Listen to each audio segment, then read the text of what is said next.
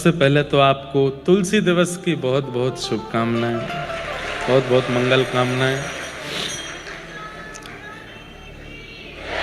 बस ठाकुर जी को जो अति प्रिय हैं वो श्री तुलसी महारानी, जिनके बिना ना विराजते हैं, जिनके बिना ना खाते हैं, जिनके बिना ना पीते हैं, जिनके बिना ना रहते हैं। बंधुओं, वैष्णवों की 3 निष्ठाएं हैं। सबसे पहली नाम निष्ठा, नाम निष्ठा, नाम के प्रति निष्ठा। नाम आप उच्चारण करें तो आपके चित्त में जो नाम कहा गया वो तदनुरूप प्रकट हो जाए, ये नाम निष्ठा है। श्री राधा जैसे ही बोलते हैं तो केवल शब्द ना रहे, श्री राधा कहते ही किशोरी जी के मंगल विधान रूप का स्मरण आपके चित्त में बने। और मंगल विधान रूप यदि चित्त में नहीं धारण कर सकते, हम लोग अभी इतने योग्य नहीं कि हम ठाकुर जी का स्वरूप हमारे चित्त में आए, श्री जी का स्वरूप हमारे चित्त में आए, तो उसके प्रति हम दूसरा भाव रख सकते हैं। बरसाना का स्वरूप तो चित्त में आ सकता है। जब श्री राधा कहें तब श्री बरसानो धाम चित्त में आ जाए, जब श्री राधा कहें तब वृंदावन धाम चित्त में आ जाए। अच्छा, इसमें भी ऐसा होता है कि हम लोग दोष दृष्टि वाले हैं, थोड़ा कम करो, हम लोग दोष दृष्टि वाले हैं। कई बार ऐसा हो सकता है कि अब बरसाना का चिंतन किया, वृंदावन का चिंतन किया, श्री राधा, अब वृंदावन का चिंतन हुआ, लेकिन चिंतन में कुछ भी आ सकता है। अब वृंदावन की ऐसी स्मृति आ गई कि हम चश्मा पहन के घूम रहे थे, बंदर आके ले गया, तो दोष दृष्टि है हमारी। तो ऐसा भी हो सकता है कि हम धाम का चिंतन करें तो धाम में हमारे साथ जो अनुचित हुआ वो चिंतन में आ जाए।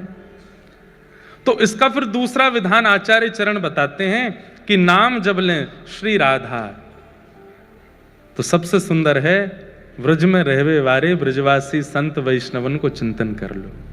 उन रसिकों का चिंतन करो जो वृंदावन में रहते हैं, जो वृंदावन वास करते हैं। इतने इतने महापुरुष हमारे ब्रजमंडल के, जिनके दर्शन सुलभ हैं। ऐसे भी महापुरुष ब्रज में हैं जिनके दर्शन सबने नहीं किए।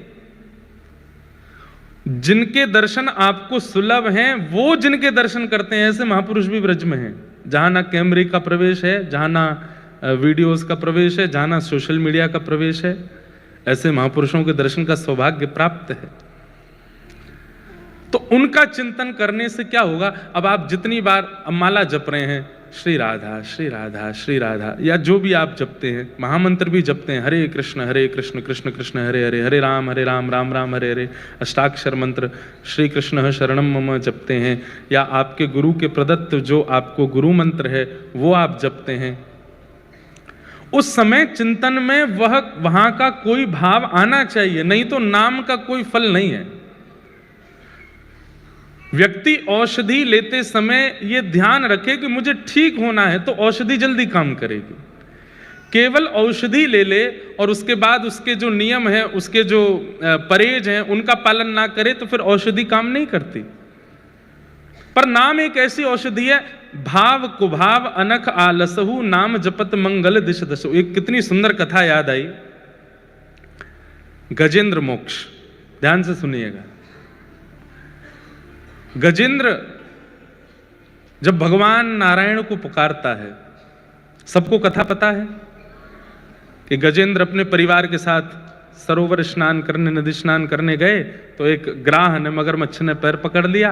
सबने खूब प्रयास किया लेकिन गजेंद्र बाहर नहीं आए। 3 दिन 4 दिन निकल गए लेकिन कोई निकाल नहीं पाया। तब गजेंद्र को अपने पूर्व जन्म में गजेंद्र इंद्रद्युम्न नाम का एक राजा था, और उस जन्म काल में इंद्रद्युम्न राजा ने एक स्तुति लिखी थी। वो स्तुति एक जन्म बाद गजेंद्र के रूप में उसको याद आई, और तब वह उस स्तुति का गान करता है। पूरी स्तुति में किसी देवी का नाम नहीं, किसी देवता का नाम नहीं, किसी का नाम नहीं लेता। सब देवी देवता आकाश में खड़े हो गए हैं, गजेंद्र की ओर देख रहे हैं, लेकिन कोई भी नहीं जा रहा, क्योंकि सब मानिना बन के बैठे हैं कि हमें पुकारे तो हम जाएगा।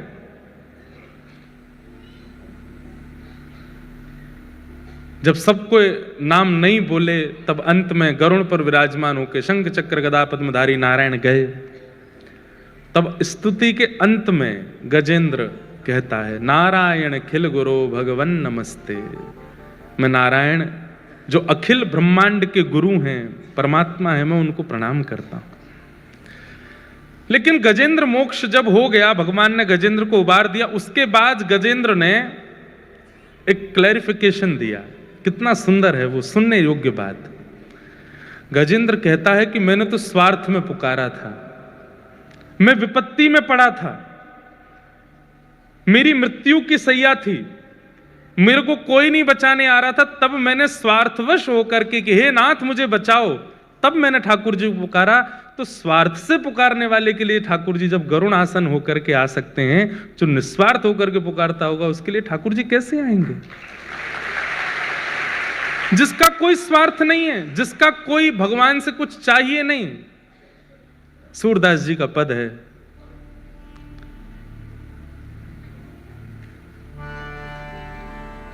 जैसे राखो तैसे रहूं, जैसे राखो तैसे रहूं,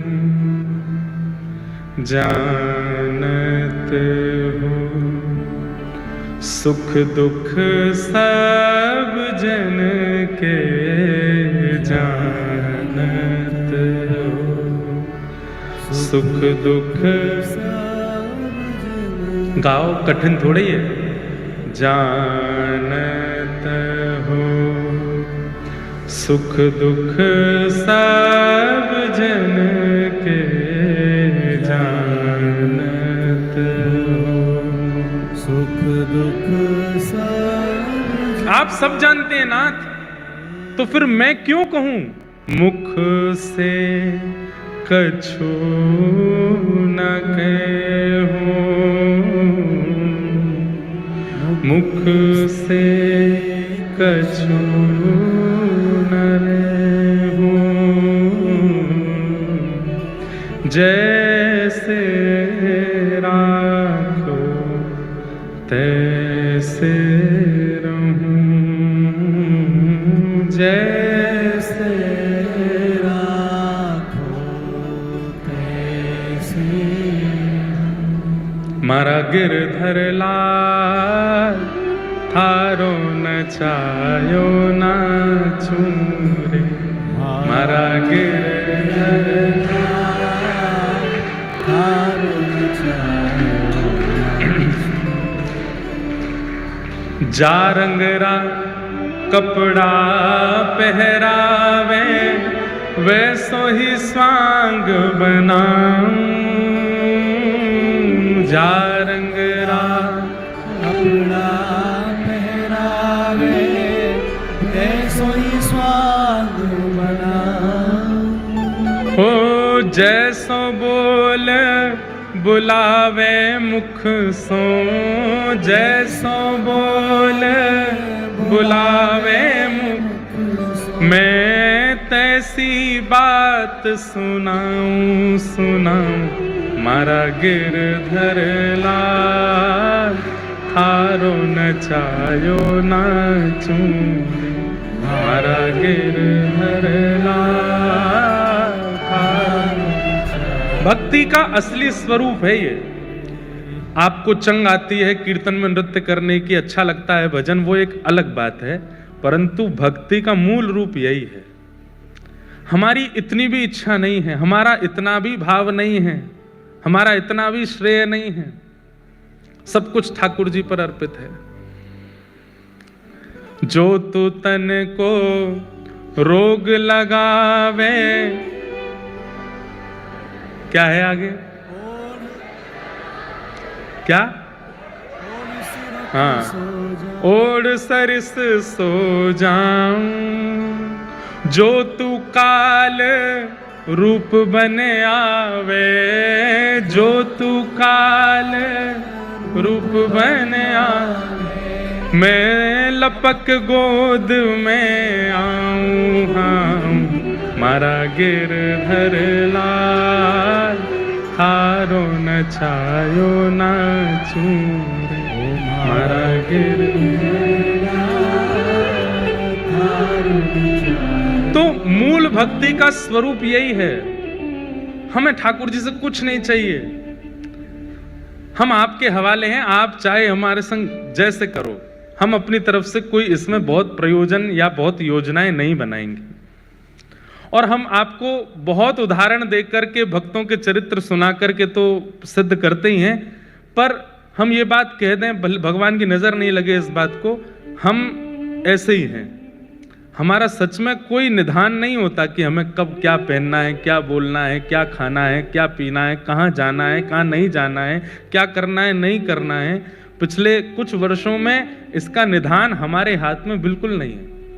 आज हमने वस्त्र भी, पटका भी दूसरा निकाला, धोती भी दूसरी निकाली। हमारे भट्ट जी आए, बोले महाराज जी ये वाला पटका पहना दो, ये वाली माला पहना दो, ऐसे ये हाथ में ये कड़ूला पहना दो, पैरों में ये पहना दो। नहीं नहीं ये उतार दो, उतार लो। कान में बचपन से बाली पहनते, हमारी माँ बोली बहुत दिन अब इसको थोड़ा ठीक करवाऊंगा, लाओ दो, मैं उतार लो। सब बोले कहाँ गई, मैंने कि पता नहीं, जो पहना दे पहन लें, उतार दे उतार लें। तो उसमें भी क्या है विधान कि जो कुछ भी लोग करा रहे हैं हाँ, इतना विवेक तो होना चाहिए कि कोई भाइयों कह दे चलो पब चलो हमारे संग, तो वहां थोड़ी जाओगे, ले चलो, ऐसा थोड़ी है।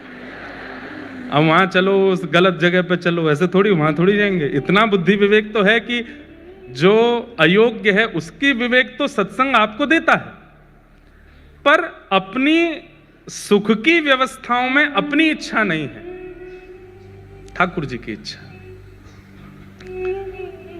गजेंद्र तो कहते हैं कि मैंने स्वार्थ से पुकारा तो वो आ गए रक्षा करने के लिए। अगर मैंने निस्वार्थ से पुकारा होता तो मुझे क्या प्राप्त होता, मैं वो सोच करके चिंतित हो रहा हूं। यदि मैंने निस्वार्थ से पुकारा होता तो क्या होता। तो वैष्णवों की 3 निष्ठा में सबसे पहली निष्ठा नाम निष्ठा। जब आप नाम उच्चारण करते हैं, आप राम भी अगर कहते हैं तो आपको राम जी का स्मरण होना चाहिए। अब आपको स्मरण कैसे करें? नव कंज लोचन कंज मुख कर कंज पद कंजा। कंज किसे कहते हैं? ये है कंज, कमल। जिनके कमल जैसे नेत्र हैं, जिनके कमल जैसा मुख है, जिनके कमल जैसे हाथ हैं, जिनके कमल जैसे पैर हैं, जिनके कमल जैसा सर्वांगीण अंग है, ऐसे प्रभु श्री राम। अब आप चिंतन करो, देखो कितनी सुंदर झांकी। ठाकुर जी हैं नील वर्ण के, और आंखें कैसी हैं? कमल जैसी। तो जैसे मानो नील सरोवर में 2 कमल रखे हों। ठाकुर जी के हाथ कैसे हैं? कमल जैसे, मानो नील वर्ण में 2 कमल यहां। चरण कैसे? कमल जैसे। हम लोगों का एक स्वभाव है, संसार के विषय का चिंतन हम बहुत जल्दी कर लेते हैं, लेकिन भक्तिमय चिंतन हमसे बनता नहीं। अभी कोई आपको ऊट पटांग चीजों का चिंतन करावे, विषय भावनाओं का चिंतन करावे, कोई गलत बात मंच से करने लग जाए, तो गंदी बात करने लग जाए, आप 2 मिनट में आपकी सारी इंद्रियां एक्टिव हो जाएंगी उसके लिए। लेकिन भक्ति भाव में लगाना पड़ता है, चिंतन करना पड़ता है, सोचना पड़ता है, चिंता करनी, कैसे बनेगा, कैसे बनेगा, क्यों नहीं बन रहा है? क्योंकि हमारा स्वभाव उस तरफ नहीं है, हमारी चित्त वृत्ति उस तरफ नहीं है। हमारी चित्त वृत्ति काम भोग की ओर है, तो वहां का चिंतन 2 मिनट में, गलत गाने सुन लेते हैं, गलत दृश्य देख लेते हैं, 2 मिनट में सब कुछ करना भी नहीं पड़ता, तो भी हमारी इंद्रियां सब सजग हो जाती हैं। और यहां इतनी कथाएं सुनने के बाद, नाम जप करने के बाद भी ठाकुर जी के प्रति चिंतन नहीं बन पाता। इसलिए प्रयास कीजिए, जब जब नाम उच्चारण करो तब तब या तो नामी का या नामी के धाम का चिंतन करो। जितनी बार नाम उच्चारण हो, वृंदावन का स्मरण हो, ब्रजवासियों का स्मरण हो, रसिकों का स्मरण हो, संतों का स्मरण हो, जितनी बार राम नाम उच्चारण करो। हमारे वृंदावन में एक बाबा रहते थे, उपासक थे राम जी के, रहते थे वृंदावन में। और जब बिहारी जी का दर्शन करते थे तो कहते जय हो अवध बिहारी लाल की। ब्रजवासी कहते बाबा का है वो, बावड़ा है वो है, वृंदावन बिहारी लाल है, अवध बिहारी बोले। राधा वल्लभ जी के पास जाते तो राधा वल्लभ जी के पास जय हो जानकी वल्लभ लाल की जय हो। राधा रमन जी का दर्शन करने जाते, जय हो जानकी रमन लाल की जय हो। सब ब्रजवासी कहते बाबा तेरी कैसी बुद्धि। यमुना जी में जाते, जय हो सरजू मैया को जल कितना सुंदर है। ब्रजवासी तो अल्लड़ होते ही हैं, बाबा तुम वहीं क्यों ना मरे, अयोध्या जाके पूरे वृंदावन में अयोध्या अयोध्या को नाम जपे। तो कितनी सुंदर बात कहते बाबा। किसी ने कही आप इतना क्यों राम जी का मंदिर में जाते हो, ठाकुर जी के नाम लेते हो राम जी का। तो बाबा बोले जब, अभी कथा तो बड़ी है पर मैं सूक्ष्म में सुना दूं, जब राम जी लौट करके आए अयोध्या तो शत्रुघ्न लाल जी को उन्होंने मथुरा भेजा था दैत्य वध करने के लिए, और उसके बाद शत्रुघ्न लाल जी वर्षों तक मथुरा में रहे राम जी के विरह में। तो वो बाबा बोले कि शत्रुघ्न लाल जी यहीं व्रज में विराजते हैं, उनको राम जी की बहुत याद आती है, तो मैं सब जगह राम राम राम राम गा करके उनके हृदय को प्रसन्न करता हूं, उनके हृदय को आनंदित करता हूं। सोचिए लोगों की कितनी ऊंची भावना हो जाती है। हम वृंदावन में जाकर के नहीं कर पाते वो काम जो वो वृंदावन में रहकर अयोध्या का स्मरण कर रहे हैं, अयोध्या जाके वृंदावन का स्मरण कर रहे हैं, क्योंकि हमारा मन उस प्रकार का नहीं है। मन में विषय भोग और विषय वार्ताएं इतनी ज्यादा हमने श्रवण कर रखी हैं कि मन को उतनी जल्दी उस भाव का स्मरण नहीं होता। अभी नाम ले लें बड़ा पाव, तो कितनों के जीव में तुरंत स्वाद भी आ जाएगा, चिंतन भी आ जाएगा, उसका रस भी आ जाएगा, और दुकान भी दिख जाएगी, वो वाली दुकान सबसे अच्छी, वहां मिलता है बढ़िया वाला, उसमें चटनी भी अच्छी मिलती है, ये भी बढ़िया मिलता है। अभी हम नाम ले लें भांडीरवन, तो गए भी होंगे तो भी याद नहीं आ रहा होगा कि भांडीरवन में क्या था, कैसा था, स्वरूप क्या था, अयोध्या कैसा था, क्या था। इतना जल्दी इतनी इतनी इतनी उत्सुकता से याद नहीं आता, क्योंकि हमारी चित्तवृत्ति वहां नहीं है। तो वैष्णव की पहली निष्ठा नाम निष्ठा। नाम जपिए, पर नाम के साथ साथ धाम का या नामी का या धाम के वैष्णवों का चिंतन किया कीजिए, तब नाम सार्थक है। आप विश्वास मानिए 2 लाख नाम जप लीजिए, लेकिन 2 नाम जप लीजिए हमारी कही रीति से, वो 2 नाम 2 लाख पे भारी है। वैष्णव चिंतन के साथ, धाम के चिंतन के साथ। दूसरी निष्ठा है वैष्णवों की, पहली निष्ठा नाम निष्ठा, दूसरी निष्ठा एकादशी निष्ठा। एकादशी भार नहीं लगना चाहिए, एकादशी उत्साह के साथ होना चाहिए। अच्छा, भगवत संबंधी किसी भी कार्य में भार नहीं लगना चाहिए। सुबह सुबह कई लोग 2-2 घंटे पूजा करते हैं अपने घर में, और 2 घंटे पूजा करने के बाद जब निकलते हैं तो आकर के अल्लाह भाई चाय दो, थक गए हम। आप अगर पूजा करके थके हो तो आप सेवा नहीं करके आए, आप श्रम करके आए हो। प्रेम के कार्य में श्रम नहीं होता। कोई अपने प्रेमी से मिलकर के ये थोड़ी कहता थक गया आज तो, अरे वो और उत्सुक हो जाता है, वो और चार्ज्ड हो जाता है। कथा सुनने के बाद में कोई जाते ही बिस्तर पे पड़ जाता, थक गए आज तो कथा सुन के, 3 घंटा बैठे वहां पे, तो आपने कथा, ये आपकी चित्तवृत्ति बता रहा है, आपकी स्थिति बता रहा है कि कैसी है आपकी चित्त की स्थिति। श्रम नहीं, उत्सुकता होनी चाहिए।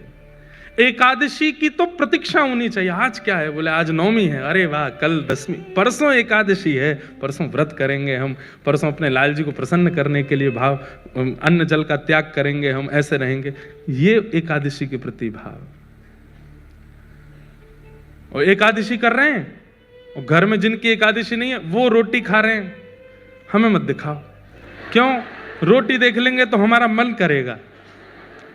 ये कैसी एकादशी की आपका रोटी देख के मन कर रहा है?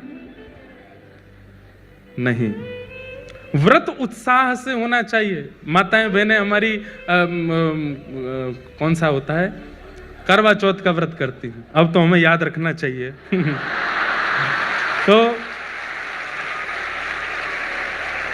करवा चौथ का व्रत करती हैं। अरे बस सुनो, हमारी एक बात सुनो, हम कथा करते समय वही हैं पुराने वाले, ठीक है, उसमें कोई वो नहीं। हमको वैसे ही आनंद आता है कि हम भी छोटे बालक हैं सबकी तरह, उस वैसे ही हमको कथा करनी है 100 साल की उम्र तक। तो सुनो, बात तो सुनो पूरी। अब माताएं बहनें व्रत करती हैं, अब उस व्रत में कई माताएं बहनें जो हैं वो तड़प सी रही होती हैं कि कब निकलेगा चंद्रमा, कब निकलेगा। उस दिन जैसी चंद्रमा की आराधना कभी, कई जगहों पे बादल आ जाते। इस बार हम करवा चौथ वाले दिन बद्रीनाथ में थे, तो वहां पे 2-4 माताएं थीं, वो भी बोले महाराज जी बादल आ गए। वहां तो बादल क्या, पहाड़ आ गए, पहाड़ के पीछे चंद्रमा है। तो बेचारे वीडियो कॉल करके जहां चंद्रमा दिख रहा, बोले हमको वहीं से दिखाओ। व्रत का मतलब, अब वहां व्रत का जो भाव है वो नष्ट हो रहा है कि आप तोड़ना चाह रहे हो। व्रत का मतलब क्या होता है? व्रत एक प्रकार का संकल्प है। आपने अपने प्रियतम के लिए, अपने प्रिय के लिए आज अन्न जल का त्याग किया है, उसमें उत्साह नहीं है तो वो व्रत श्रेष्ठ नहीं। एकादशी वैष्णवों की करवा चौथ है, हर महीने आती है। जितने तिलकधारी, जितने कृष्ण प्रेमी, जितने वैष्णव हैं, उन सबकी करवा चौथ है एकादशी। और करवा चौथ सौभाग्य से रखती है माताएं अपने पति की दीर्घायु के लिए। ऐसे ही वैष्णव जन अपने लाल जी के, अपने प्रिया प्रियतम के सुख के लिए, कि वो राजी रहें। देखो होता क्या है, अन्न नहीं खाते ना जब हम, तो हमारी एक दिन की आयु बढ़ती है। व्रत 2 ही होते हैं, अन्न व्रत और मौन व्रत। ये 2 ही हमारी जीवन को घटाते हैं। जितना अन्न खाओगे उतनी जल्दी आपका जीवन कम होगा, जितना बोलोगे उतनी जल्दी आपका जीवन घटेगा। इसलिए कम बोलो, कम खाओ, जीवन बढ़ेगा। इसलिए ये 2 व्रत बताए हमारे शास्त्रों में। विषय हैं तो बहुत सारे, पर ये विशेष हैं, अन्न व्रत और मौन व्रत। तो व्रत करने से क्या होता है, आपकी आयु एक दिन की बढ़ जाती है। एक दिन आपने अन्न नहीं खाया तो एक दिन की आयु आपकी बढ़ गई। वैष्णव क्या करते हैं, ठाकुर जी हमने अपना जीवन आपको दे दिया, हमने अपना सर्वस्व आपको दे दिया, हमने अपना समय आपको दे दिया, पर हम जो भी कुछ देते हैं आपको, उसमें हमें कोई प्रमाणिकता नहीं कि आपको मिला कि नहीं। पर आज हम अन्न छोड़ करके जो एक दिन की आयु हमारी बढ़ी है, वो भी हम आपको प्रदान करते हैं, आपके चरणों में अर्पित करते हैं। ये आप स्वीकार करो। हमारा 80 वर्ष का जीवन है, 90 वर्ष का जीवन है, 60 वर्ष का जीवन, पता नहीं, पर उस 60 वर्ष के, 80 वर्ष के जीवन में हम जितने दिन एकादशी करते हैं उत्साह से, उतने दिन ठाकुर जी के पास पक्के रूप से हमको जाने को मिलेगा ही मिलेगा। उतने दिन तो ठाकुर जी अपने निकुंज में रखेंगे ही रखेंगे। इसलिए वैष्णवों की दूसरी निष्ठा क्या है, एकादशी निष्ठा। और वैष्णवों की तीसरी निष्ठा का नाम है तुलसी निष्ठा। आज तुलसी दिवस है, पूरा विश्व अलग दिवस बना रहा है, पर हम वैष्णवों के लिए आज तुलसी दिवस है। बंधुओं, प्रत्यक्ष रूप से मैंने पहले भी कथा में कहा, भाई लोगों को ठाकुर जी की सेवा बड़ी निपुणता से करनी चाहिए। पर ठाकुर जी की सेवा में, शालिग्राम जी की सेवा में भी कई बार माताओं को निषेध बताया गया, और भी कई भावों में। माताओं के लिए तो तुलसी सेवा, तुलसी की सेवा करो। जिस घर में तुलसी जी हरी भरी रहती हैं, जिस घर की तुलसी जी देख करके बस आनंद आ जाए, घनी तुलसी घर के द्वार पर लगी हैं, उस घर में कभी यमराज नहीं आते। उस घर के किसी भी व्यक्ति को यमलोक नहीं जाना पड़ता। सबसे पहला प्रमाण तो यही है। और भैया सबसे बड़ी बात, आप लोग गूगल मैप पर एड्रेस डालते हो, गाड़ी आपकी वहां पहुंचा देती है। ठीक वैसे ही ठाकुर जी का जो गूगल मैप है, उसमें केवल यही डालते हैं किन किन घरों में तुलसी है, वहां के डायरेक्शन बताओ, वहां की दिशाएं बताओ। तो जिस घर में तुलसी, उसी घर में ठाकुर जी का आगमन होता है, उसी घर में वैष्णवों का। हनुमान जी गए लंका, और लंका में जाकर के जब पूरा लंका का दर्शन कर, तभी उन्होंने देखा एक तुलसी का वन। यहां कहां सज्जन कर वासा, ये लंका निश्चरों की भूमि, यहां पे सज्जन कौन रहता? बताइए, तुलसी से ये प्रमाण मिल गया कि कोई सज्जन है। और जब भीतर जाकर के देखा तो विभीषण जी महाराज, विभीषण जी को देख करके हनुमान जी ने उनको सज्जन कह दिया और कहा तुम पर राम कृपा अवश्य होगी। केवल इतने मात्र से कि बाहर द्वार पर तुलसी लगी है। आज तुलसी दिवस है। एक तो तन में तुलसी धारण करो, कंठ में तुलसी जी पहनो। हमारे प्राण कब चले जाएं पता नहीं, तुलसी जी तन में होनी चाहिए, स्पर्श में होनी चाहिए। और दूसरा, घर पर तुलसी धारण करो, घर पर तुलसी विराजमान करो। आज इसी प्रकार से अपने तुलसी दिवस को आनंदित आप लोग करो। बहुत सारे प्रश्न आए हैं, इतने सारे आए कि मैं तो पढ़ ही नहीं पाया, लेकिन कुछ विशेष हैं इसलिए मैं सुना देता हूं पढ़ करके।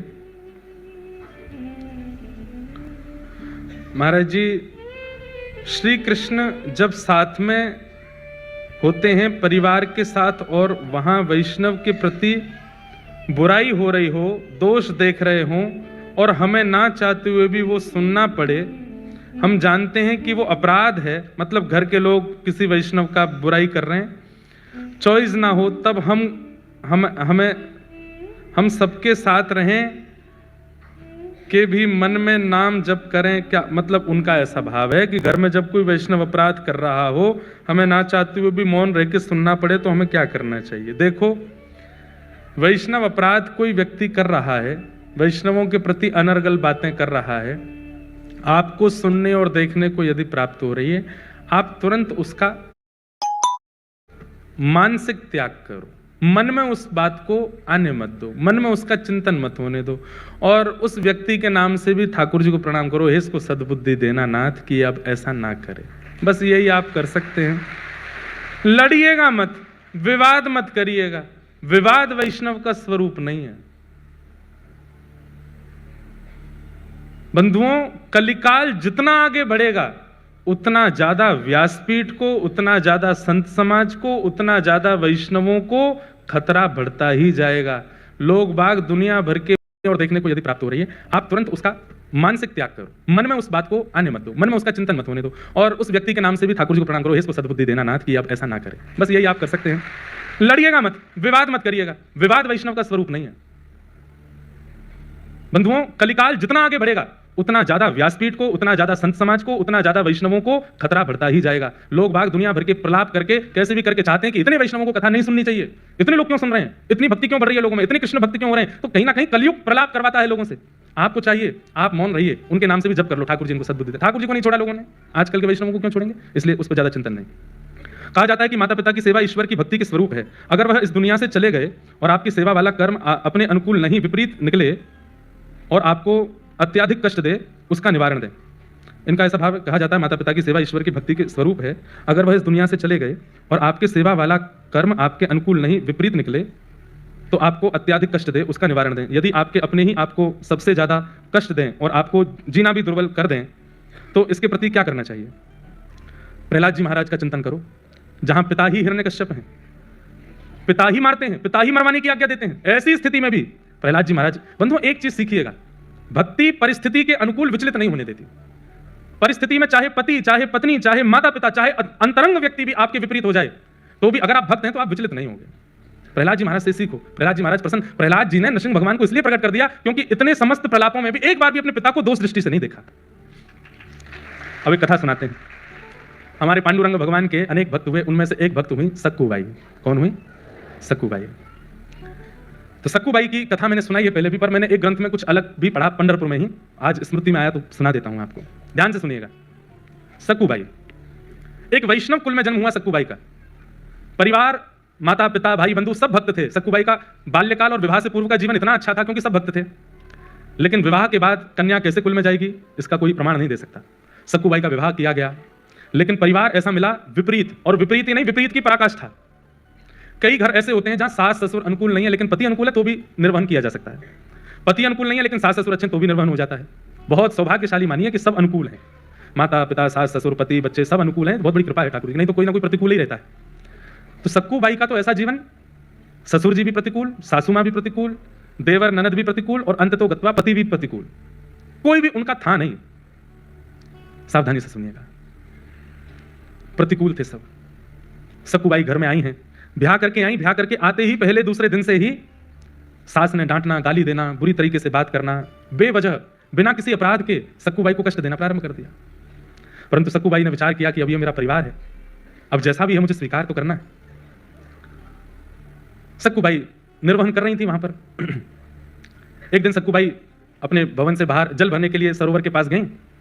तभी जय जय राम कृष्ण हरि, जय जय राम कृष्ण हरि, राम कृष्ण हरि कीर्तन करते हुए वारी जा रही थी पंढरपुर। वारी समझते हैं? जाती है ना, आषाढ़ी एकादशी पर वारी जाती है। मुंबई से भी बहुत वैष्णव, वारकरी वैष्णव जाते हैं। क्या अद्भुत नजारा होता है पंढरपुर के मार्गों का, जगह जगह से वारी आती है। एक बात तो माननी पड़ेगी, भारत में सब जगह भक्त हैं, पर महाराष्ट्र जैसे नहीं है। महाराष्ट्र अद्भुत है। माझे माहेर पंढरी आहे भीवरे चातिरी, माझी बहीण चंद्रभागा, माझी बहीण चंद्रभागा, करितसे पाप भंग, करितसे पाप भंग, करितसे पाप भंग, ओ माझे माहिर पंढरी आहे भीवरे चातिरी, एका जनार्दनी शरण। थोड़े थोड़े आते हैं, पहले तो गलती भी होती थी, अब वो भी नहीं होती, अब तो ऐसे याद हो गए हैं, गा देते हैं। तो बाप आई आई माझे विठ्ठले रखुमाई, माझे विठ्ठले रखुमाई, माझे विठ्ठले रखुमाई, हो माझे माहिर पंढरी आहे भीवरे चातिरी, आहे भीवरे चातिरी। ऐसे श्री पंढरीनाथ गाते हुए, निमग्न होते हुए, जय जय राम कृष्ण हरि का उद्घोष गरज करते हुए वारकरी जा रहे थे पंढरपुर। और बंधुओं, जब अत्यंत वैष्णव व्यक्ति नाम धुन सुन लेता है ना, तो वो रोक नहीं पाता स्वयं को। जैसे व्यसनी व्यक्ति को व्यसन की वस्तु दिख जाए तो उसकी जीभ में पानी आता है, वो भागता है उस व्यसन वस्तु की ओर। ऐसे ही भक्त जो होते हैं नाम के व्यसनी होते हैं, कथा के व्यसनी होते हैं। कथा के व्यसनी हैं आप सब लोग। आज मुझे बता रहे, बोले महाराज जी योगी सभागृह की गिरिराज जी जैसी परिक्रमा लग रही है, यूं लाइन है, ऐसे लाइन, इतनी लंबी लाइन, उधर से लाइन। मेरे को लाके वीडियो दिखाया, मैं खुद मैंने कि यार ऐसी वाली फीलिंग आ जाती है कि हम कुछ हैं क्या, इतने लोग। लेकिन भगवान करिए भाव कभी आवे ही नहीं, और आप ऐसे ही लंबी लंबी लाइन लगा के आते रहो, कथा सुनते रहो, जहां जगह मिले बैठ जाओ, बस सुनो। तो क्या बता रहा था मैं? तो व्यसनी होते हैं वैष्णव, कथा सुनने के व्यसनी होते हैं, नाम सुनने के व्यसनी होते हैं। सक्कूबाई तो स्वयं को रोक नहीं पाई, उठ करके नृत्य करना चाहती थी, लेकिन अड़ोस पड़ोस की माताएं भी थी साथ में, तो रुक गई, बस देखती रही। नेत्रों से अश्रु गिर रहे हैं, मुख पर प्रसन्नता है, मनी मन नृत्य कर रही है, कुछ नहीं कर सकती। जैसे ही वे वारकरी वारी लेकर के पंढरपुर की ओर बढ़े, उनकी रज उठा करके अपने माथे से लगाने लगी। आपको प्रणाम करती हूँ, वंदन करती हूँ कि आप लोग पंढरपुर जा रहे हैं, कितने भाग्यशाली हैं आप लोग, मैं तो नहीं जा सकती, मेरे ऊपर तो कृपा नहीं। और इतनी ज्यादा भावुक हो गई कि रोने लगी सक्कूबाई। तभी एक वहां बहन बैठी थी पास में, उसने कहा तू क्यों रोती है, क्या बात है? मुझे पता है तेरे घर से आवाजें आती हैं, तुझे मारते हैं पीटते हैं तेरे घर के सब लोग, मैंने देखा है, बहुत बहुत विचलित हैं, बहुत विचित्र हैं सब लोग। इधर देखो, ध्यान से सुनो, क्या बात है? बोले कुछ नहीं, बस पंढरपुर जाने का मन हो रहा है, पंढरीनाथ विठोबा को देखने का मन हो रहा है। इन सबको देख के इनकी भाग्य की सराहना कर रही हूँ कि कितने भाग्यशाली, जाएंगे पंढरपुर में, दर्शन करेंगे, कीर्तन करेंगे, गरज करेंगे, प्रसाद पाएंगे। मैं कहाँ, यहीं पिटती रहूंगी घर में, कुछ नहीं कर सकती। लेकिन ठीक है, मेरा भाग्य ऐसा, मेरा शायद विठोबा ने इसी में मेरा सुख सोचा होगा, नहीं जाऊंगी। तो बोले तू एक काम करना। बोले क्या? तू चली जा, एक बार चली जा यहाँ से, फिर लौट करके मत आना, वो विठोबा तुझे संभाल लेंगे, तेरी रक्षा कर लेंगे। नहीं नहीं, मैं ऐसा नहीं कर सकती, मेरे माता पिता पे बात आ जाएगी, परिवार छोड़ के कैसे जाऊं मैं। बोले तू जाना, कब तक विचार करती रहेगी, ये तो ऐसे ही करते रहेंगे तेरे साथ। आज वारी मिल गई है, इसके सारे चली जाएगी, कल को वारी नहीं मिलेगी, कल को कोई वैष्णव जाते हुए नहीं दिखेंगे, कैसे जाएगी? अभी तो इनके बीच तू पहुंच जाएगी पंढरपुर, चली जा। मन में ऐसी स्थिति बनी, जाऊं नहीं जाऊं, जाऊं नहीं जाऊं। अंत तो गत्वा सक्कूबाई सब छोड़ छाड़ करके दौड़ पड़ी और वारी में जाकर के निकल पड़ी पंढरपुर की ओर। परंतु ऐसा है ना कि कई लोग तो आपकी भक्ति में सहायक होते हैं, और कई लोग जो होते हैं उनको ये लगता है ये क्यों कर रहा है भक्ति, इसकी तो शिकायत होनी चाहिए। जो 2-4 माताएं बहनें और थी, उन्होंने सक्कूबाई की सास को जाकर बता दिया। बोले अरे बहू तो निकल गई हाथ से। बोले कहाँ गई? बोले वो वारी जा रही है पंढरपुर, उसमें नाच रही है, संतों के बीच में नाच रही है और नाचती हुई जा रही है, सब छोड़ छाड़ के निकल गई है। तुरंत अपने पुत्र को बुलाया, पति को बुलाया, अरे सक्कूबाई चली गई, उसको पकड़ के लाना है। डंडे लेकर के बड़े बड़े पहुंचे, वारी ज्यादा दूर नहीं जा पाई थी, वहीं सक्कूबाई के केस पकड़ लिए, लेकर के आए वापस। सक्कूबाई के तो अभी भी वही कीर्तन चल रहा था मुखमंडल पर, जय जय राम कृष्ण हरि, जय जय राम कृष्ण हरि। परिवार के लोगों ने लाकर के सक्कूबाई को एक खंबे से बांध दिया और बांध करके एक एक करके सक्कूबाई पर प्रहार करने लगे। नेत्रों में अश्रु भराए, आज रोने लगी फूट फूट करके, हे विठोबा क्या मैं इतनी बड़ी अपराधी हूं? क्या मैंने इतना प्रारब्ध मेरा गलत है, इतना मैंने जीवन में दोष है जो मैं पंढरपुर नहीं जा सकती, मैं वारी में नहीं जा सकती, मैं कीर्तन नहीं कर सकती, इतना कष्ट संकट विपत्ति ये सब मुझको प्राप्त होते हैं, क्या मैं इतनी बड़ी दोषी हूं? और बंधुओं, जब ऐसी परिस्थितियां जाती नहीं है ना, बार बार आती रहती हैं, तो भाई सहना तो भक्त को आता है, पर एक समय ऐसा आता है कि भक्त सहते हुए ठाकुर जी को सुना देता है, बोले अब तो बस करो नाथ, आपने जो कुछ दिया मैंने सब स्वीकार किया, पर मैं भी तो एक स्थिति में कौन सा आपसे वैभव संपत्ति मांग रही हूं, आपका दर्शन ही तो मांग रही हूं। जब ऐसा कहकर के सक्कूबाई रोने लगी, परिवार के लोग मारते हुए थक गए, चले गए अंदर। सक्कूबाई खड़ी है, सास ने कह दिया अब इसको ना भोजन मिलेगा ना पानी मिलेगा, यहीं खड़ी रहेगी और सुबह से शाम तक जब जब हम निकलेंगे तब तक मारेंगे इसको। देखो तो सही कैसे जाती है, दोबारा कभी इसके हृदय में इच्छा, इसकी आत्मा घबराए कीर्तन सुनकर के, इतना मारना है इसको। सक्कूबाई भूखी प्यासी खड़ी हैं और रो रही है, विठोबा विठ्ठल विठ्ठला विठ्ठल विठ्ठला विठ्ठल विठ्ठल विठ्ठल विठ्ठल विठ्ठल विठ्ठला विठ्ठल विठ्ठला विठ्ठल विठ्ठला विठ्ठल विठ्ठल विठ्ठल विठ्ठल विठ्ठला विठ्ठल विठ्ठला विठ्ठल विठ्ठल विठ्ठल विठ्ठल विठ्ठल विठ्ठल। गाइए।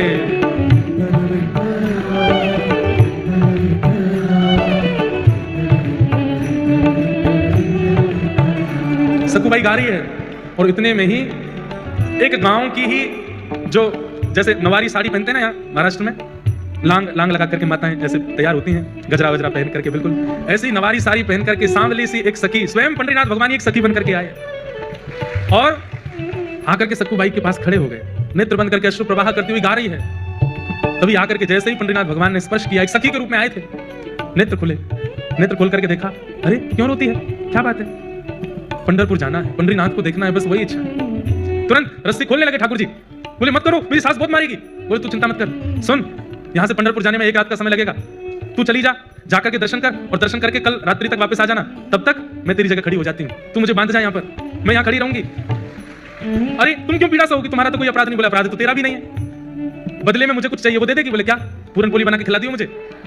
सक्कूबाई बोली वो तो तुम खुद भी बना सकती हो। नहीं मैंने सुना है तू बहुत अच्छा बनाती, तेरे हाथ का पाऊंगी। ठाकुर जी बोल रहे हैं चली जा, और मैं पूरन पोली की इतनी शौकीन हूँ, तू 1 रात भी पिट लूंगी, तू लौट के आएगी, मुझे बस खिला देना, फिर तू आके यहीं खड़ी हो, मैं बांध दूंगी तुझे, अभी तू जा। और आकर के रस्सी खोल दी, सक्कूबाई हट गई, ठाकुर जी खड़े हो गए, बोले सुन मुझे बांध के जा। सक्कूबाई बोली मैं नहीं कर सकती। बोले मैं कह रही हूँ मुझे बांध के जा। सक्कूबाई ने ठाकुर जी को बांध दिया। ठाकुर जी खड़े, पंडरीनाथ खड़े, बोले तू जा विठोबा का दर्शन करके आ।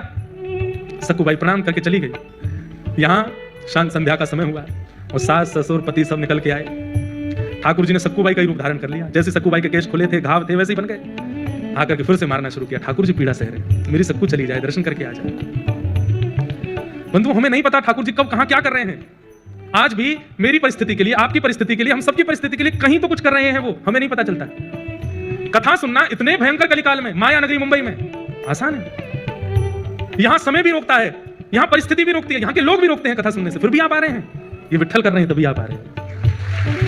आपको रोकने वाले, आपको टोकने वाले, आपकी परिस्थितियों को किसी भी प्रकार से करने वाले, उन लोगों को लेट कर देते होंगे, उनको कैसे भी करके उनका फोन एंगेज जा रहा होगा, आपसे बात नहीं हो पा रही होगी, कुछ भी करके ठाकुर जी ऐसी परिस्थिति बनाते कि तू जा कथा सुन, ताकि तेरी भक्ति में और वर्धन हो जाए। पति मार रहा है, सास ससुर मार रहे हैं, ठाकुर जी पिट रहे हैं खड़े होकर के। तो बोले मेरे भक्त को जो कष्ट मिला वो मैं भी तो सहूं। अनुब्रजाम में हम नित्यम पूये ये तन्य रेणु भी। ठाकुर जी कहते हैं मैं नित्य अपने भक्तों के पीछे पीछे घूमता हूं। मेरे भक्त का कोई अपराध करता है तो वो इस बात को निश्चित रखे वो अपराध मेरा भी हो रहा है। मेरे भक्त के मुख पर तुम गाली दे रहे हो तो मेरे सामने खड़े होकर के गाली देने में तुमको जैसा लगेगा वैसा ही हो रहा है, तुम मुझे ही गालियां दे रहे हो। सक्कूबाई तो पहुंच गई पंढरपुर, यहाँ ठाकुर जी पीड़ा सह रहे हैं। सुबह का समय हुआ, रात निकल गई, ठाकुर जी खड़े रहे भूखे प्यासे। पति आता था रोज रस्सी देखने के लिए, ढीली तो नहीं हो गई, और जैसे ही सक्कूबाई की रस्सी पेट के पास से पकड़ करके देखी ढीली तो नहीं है, जैसे ही हाथ लगाया तो ठाकुर जी के अंग का स्पर्श जैसे ही पति को हुआ, उसके चित्त में दया का संचार होने लगा, दया की भावना आने लगी। बंधुओं जब कभी भी इस संसार में दुनिया निर्दयी हो गई हो लेकिन आपके चित्त में तब भी दया आई हो तो ये बात याद रखना, ठाकुर जी ने छुआ है आपको, इसीलिए दया आ रही है, इसीलिए प्रेम आ रहा है। ये दया की भावना, ये प्रेम की भावना, ये सरल स्वभावना, ये आपका नहीं है। हम सब तो राक्षस हैं, हमारे अंदर ये सहज स्वभाव का प्रादुर्भाव ठाकुर जी के स्पर्श से होता है। जब जब दया आवे, जब जब किसी के ऊपर करुणा आवे, किसी के ऊपर दया आवे, किसी की सरलता, किसी के प्रति दीन भाव आवे, समझना ठाकुर जी ने छुआ है। सक्कूबाई के पति ने जैसे छुआ तो दया आ गई। कितनी दया आई, भूखी है, 2 दिन से कुछ खाया नहीं तूने, चल अभी माँ पिता को आने में देर है, तब तक मैं रस्सी खोल देता हूं, कुछ खा ले, खुद बना के खा ले। रस्सी खोल दी, और सुन मेरे लिए भी बना देना। थोड़ी दया आई है, ज्यादा थोड़ी आई है, थोड़ी सी दया आई है। आप ये मत सोचिए कि वो कितना निर्दयी है, ये सोचिए कि एक सक्कूबाई के कारण ठाकुर जी कितनों भक्तों के हाथ का बना हुआ प्रसाद ठाकुर जी पाते हैं। ठाकुर जी के हाथ का बना हुआ प्रसाद ये दुष्ट निशाचर पाने जा रहे हैं सक्कूबाई के कारण। ठाकुर जी आटा लेकर के आए हैं और जो सामग्री होती है पूरनपोली में सब ठाकुर जी व्यवस्थित कर रहे हैं। अपने हाथ से आटा मार रहे हैं, उसके अंदर वो जो मीठा मीठा सामग्री होती है उसको धर रहे हैं, बेल रहे हैं अपने हाथ से, कोमल हाथों से। ठाकुर जी ऊपर वैकुंठ में बैठी लक्ष्मी रो रही है ठाकुर जी को देख के। कैसा सौभाग्य, एक भक्त के लिए ठाकुर जी कितना करते हैं। अभी बंधुओं जनाबाई का प्रसंग नहीं आया, नहीं तो नेत्रों के अश्रु रुकेंगे नहीं। ये पंडरीनाथ भगवान की ऐसी ऐसी लीलाएं हैं कि मैं क्या सुनाऊं आपको। अपने हाथ से पूरनपोली बना रहे हैं और कहां परमात्मा सबसे पहले आरोगते हैं, लेकिन आज भक्त के परिवारियों को पवा रहे हैं, उसके पति को पवा रहे हैं, उसकी माता बहन को पवा रहे हैं, उसके सास ससुर को पवा रहे हैं। उसके बाद पति कहता है तू भी पा ले। अंत में ठाकुर जी स्वयं पा, आधा कोर पाया, पूरा पा भी नहीं पाए। किसी ने पूछा ठाकुर जी आप क्यों नहीं पा रहे हो? अपने हाथ का बनाया आज तक नहीं पाया, सदा भक्तों के हाथ का ही पाया है, स्वाद नहीं आ रहा है। ओ पालनहारे निर्गुण और न्यारे तुमरे बिन हमरा कौन है। ओ पालनहारे निर्गुण और न्यारे तुमरे बिन हमरा कौन। भैया देखो बंबई की हर तरीके से वैष्णव लोग बात कहते हैं, माया नगरी कहते हैं, कभी कभी यहाँ के इंडस्ट्री को कुछ कह भी देते हैं, ऐसी पिक्चर बनाते हैं, ये करते हैं। पर इस बंबई नगरी ने कुछ आधुनिक ऐसे कीर्तन भजन भी दिए हैं जिसके लिए धन्यवाद भी कहते हैं। यहाँ की नगरी और यहाँ की इंडस्ट्री ने ऐसे ऐसे भाव भी दिए हैं जो कथा में गाने लायक भी हैं। हमरी उलझन सुलझाओ भगवन तुमरे बिन कौन है। हमरी उलझन सुलझाओ भगवन तुमरे बिन। पूरनपोली पवा दी ठाकुर जी ने, स्वयं पाली। पति ने कहा चला जा दोबारा खड़ी हो। खड़े हो गए ठाकुर जी, फिर से बांध दिया, फिर से मारना शुरू किया। वहां सक्कूबाई पहुंची है पंढरपुर, और पंढरपुर पहुंचते ही जैसे विठोबा को देखा है, कमर पर हाथ रख के सुंदर ते ध्यान उभे विटेवरी। आहा ऐसा सुंदर जिनका ध्यान है, उनका प्रत्यक्ष दर्शन करके सक्कूबाई तो मंत्रमुग्ध हो गई। ठाकुर जी के चरणों को स्पर्श करके हृदय से लगा करके दर्शन करके इतनी आनंदित हो गई। अब जैसे ही बाहर निकलने लगी सक्कूबाई तो भूल गई कि मेरा परिवार है, मेरा घर है, मेरा पति है, मेरी सास है, कौन, सब भूल गई। कुछ स्मृति नहीं थी, बस ये लग रहा है कि मैं दूर नहीं जा सकती, मैं आपसे दूर नहीं हो सकती नाथ। ज्यों ज्यों पग बाहर कर रही है घर से मंदिर से, त्यों त्यों सक्कूबाई के ऐसा लग रहा है कि मैं कैसे रहूंगी, ये विठोबा जैसे दिखने बंद होंगे, मेरी सांस निकल ना जाए, मेरे प्राण ना चले जाएं। और वही हुआ, जैसे ही सक्कूबाई मंदिर से बाहर आई, विठोबा दिखने बंद हुए। व्याकुल प्राण धरत नहीं धीरज, ऐसे प्राण हो गए सक्कूबाई के। उसी समय एक क्षण में खड़ी खड़ी सक्कूबाई के प्राण निकल गए, ठाकुर जी में विलीन हो गए। वही वारकरी वैष्णव जो वारी लेकर के सक्कूबाई के गांव से निकले थे, वो सब वहां कीर्तन कर रहे थे। तभी देखा कि कोई माता मूर्छित हो गई। दौड़ करके सबने जाकर के देखा, श्वास देखी चल नहीं रही है, नब्ज देखी चल नहीं रही है। वैद्य आए, वैद्यों ने मृतक घोषित कर दिया। वारकरी वालों में से एक बोला अरे ये तो वो सक्कूबाई है, इसके गांव से ही तो हम लोग निकले थे, जो हमारी वारी में थोड़ी दूर चली, फिर सास ससुर पकड़ के ले गए थे, मारा पीटा, ये वही तो है। सबने मंत्रणा की, बोले कितनी सौभाग्यशाली, ठाकुर जी को देखते देखते प्राण चले गए। अब इसका शव वापस इसके घर पहुंचाना नहीं है, यही संस्कार कर दो इसका, हम लोग करेंगे, हम वैष्णव संस्कार करेंगे। और चंद्रभागा के तट पर जाकर के सक्कूबाई का संस्कार कर दिया वैष्णवों ने। वहां ठाकुर जी बंधे हैं सक्कूबाई बन करके। ठाकुर जी कह रहे हैं वारी सक्कू तू तो गई, मैं यही खड़ा रह गया। अरे सक्कू ये क्या करके गई? तब रुक्मणी जी को चिंता हुई कि सक्कू तो वैकुंठ पहुंच गई, ठाकुर जी वहां सक्कू बने खड़े हैं। तब ठाकुर जी से कहा नाथ ये मैं बहुत सह रही हूँ, आप इतना कुछ वहां सह रहे हैं, मैं देख के मेरे को व्याकुलता हो रही है, अब नहीं होगा ये काम, अब कुछ करिए। बोले क्या करूं, सक्कू तो गई, मेरे को यहाँ रहना ही पड़ेगा। बोले नहीं नहीं कुछ तो करो। तो ठाकुर जी गए पंडरीनाथ भगवान चंद्रभागा जी के तट पर, और सक्कूबाई की चिता की जो राख थी, उस राख से सक्कूबाई का स्वरूप बना करके पुनः उनको जीवित कर दिया। और जीवित करके कहा अरे सक्कू, बोली मुझे क्यों आपने वापस इस संसार में बुला लिया? ठाकुर जी बोले मैं बंधा हूं वहां पे। तो बोले वहां जा नाथ, उस नरक में मैं कैसे जाऊं? बोले कुछ नहीं, इतने दिन मेरा संग किया, मेरे हाथ की बनी पूरनपोली खाई है उन्होंने, अब मेरा तो वहां पर पदार्पण हो चुका है, मेरे हाथ में मुझे जो करना था कर लिया। अब तेरे चरण दोबारा जब वहां पड़ेंगे, अब तू परम भक्ता हो गई है, तेरे चरण पड़ते ही वो शुद्ध हो जाएंगे, अब तू वापस जा। और वापस जाकर के वहां पर व्यवस्थित हो। सक्कूबाई अर्धरात्रि के समय पहुंची, ठाकुर जी वहां सक्कूबाई बने खड़े थे, उनको मुक्त किया। मुक्त करके ठाकुर जी तो अंतर ध्यान हो गए, कृपा करके सक्कूबाई वहां आकर के खड़ी हो गई। आज सुबह उठते ही पता नहीं क्या सास ने रात में स्वप्न में कुछ देखा, पति को कुछ हुआ, सबने आकर के सक्कूबाई को खोल दिया। तो सक्कूबाई तो ठाकुर जी तो जा चुके, सक्कूबाई आ गई। सबने कहा सक्कू अब हमें लगता है हमने तुझे बहुत पीड़ा दी, बहुत तुझ पर अत्याचार किया, अब तू हमारी है, तू हमारे साथ प्रेम से रहे। लेकिन अभी भी थोड़ा रोष और क्रोध तो उनके मन में था ही, थोड़ा इतनी ज्यादा दयावंत तो हुए नहीं। लेकिन अब घटना क्या घटी, वो जो वारकरी वैष्णव जिन्होंने संस्कार किया था सक्कूबाई का, तो सक्कूबाई के वस्त्र और आभूषण वो लेकर के बोले वो घर पर दे चलते हैं, और थोड़ी सी अस्थियां भी ले ली थी। बोले उसको पति को कह देंगे नदी में बहा देना। यहाँ सक्कूबाई झाड़ू लगा रही थी घर में। जैसे ही वो वारकरी वैष्णव आए, घर में प्रवेश करती पहला तो मूर्छित ही हो गया। दूसरा बोला क्या हुआ क्या हुआ? बोले देख भूत। भीतर देखा तो सक्कूबाई झाड़ू लगा रही है। इतने में सास ससुर सब आए, बोले अरे इतने सारे ये वारकरी यहाँ कैसे? बोले हमें समझ नहीं आ रहा ये हुआ क्या है। बोले क्यों? वस्त्र दिखाए तो सक्कू के वस्त्र, वही वस्त्र, वही आभूषण, वो जो पहनती थी वो सब कुछ था। और बोले ये क्या है? बोले मटके में अस्थियां हैं। बोले किसकी? बोले इनकी। सब अस्त व्यस्त हो गए। तो फिर सक्कू बाई ने पूरी कहानी बताई। बोले कि मैं तो यहाँ थी नहीं, मैं तो पंढरपुर में थी, ठाकुर जी का दर्शन करने के लिए गई थी, वहीं मेरे प्राण चले गए, तो आप सबने मेरा संस्कार कर दिया, तो फिर तुम दोबारा जीवित कैसे हुई? बोले कि मैं गई पंढरपुर और मेरे पीछे से पूछो ये लोग क्या कर रहे थे? बोले आप लोग क्या? बोले हम तो सक्कू को रोज मारते थे, उससे पूरन पोली बनवाते थे। बोले सक्कू तो पंढरपुर में थी, तो यहाँ किसको मार रहे थे? तब सक्कू बाई के नेत्र सजल हो गए। बोले पंडरीनाथ खड़े थे यहाँ पर, वही कर रहे थे सब। ये सुनते ही परिवार के लोग तो घुटनों पर बैठ गए, रोने लगे। बोले हमने ठाकुर जी को मारा, हमने ठाकुर जी से पूरन पोली बनवाई, हमने ठाकुर जी से सेवा करवाई। सब देख करके आश्चर्यचकित हो गए। बोले अब क्या करें? बोले बस अब सब छोड़ो, जिन्होंने हमारे लिए इतना कुछ किया उन्हीं के नगर में चलो। और सब छोड़ करके श्री सक्कू बाई अपने पूरे परिवार के सहित पंढरपुर चली गई और श्री पंडरीनाथ भगवान के चरणों में विराजमान होकर के अपना शेष जीवन वहीं व्यतीत कर दिया। तो ये जितने प्रश्न आपके आए हैं, विपरीत हैं, आदि हैं, इसमें एक बात आपने नोट की, आप उनमें भी दोष मत देखो। ये बात करने में बहुत कठिन है, पर अगर कर लोगे तभी तो सक्कू बन पाओगे, तभी तो प्रहलाद बन पाओगे, तभी तो ध्रुव बन पाओगे। नहीं कर पाओगे तो फिर आप रमेश, हरेश जो भी हो वो रह जाओगे। ये करना पड़ेगा कि आपको उनमें दोष ना दिखे, आपको उनमें कमियां ना लगे। हाँ, ऐसी सक्कू बाई परिवार सहित ठाकुर जी की होगी। बंधुओं, एक वैष्णव जब एक परिवार में होता है, एक वैष्णव जब अपनी एक मित्र मंडली में होता है, एक वैष्णव जब एक परिस्थिति में होता है, उसका दायित्व बनता है कि वो औरों को भी वैष्णव बनावे। जिद करके नहीं, लड़ करके नहीं, बस अपनी प्रक्रिया और अपने व्यवहार से सबको वैष्णव बना दे। अब गाओ।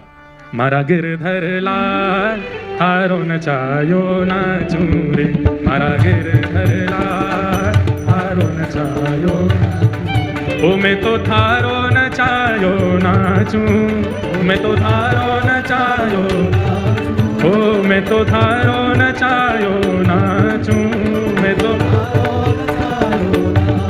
ओ मारा गिरधर लाल थारो नचायो नाचू रे, मारा गिरधर लाल थारो नचायो, मारा नट राजा थारो नचायो नाचू रे, मारा नट राजा थारो नचायो। तारे गिरधर लाल की।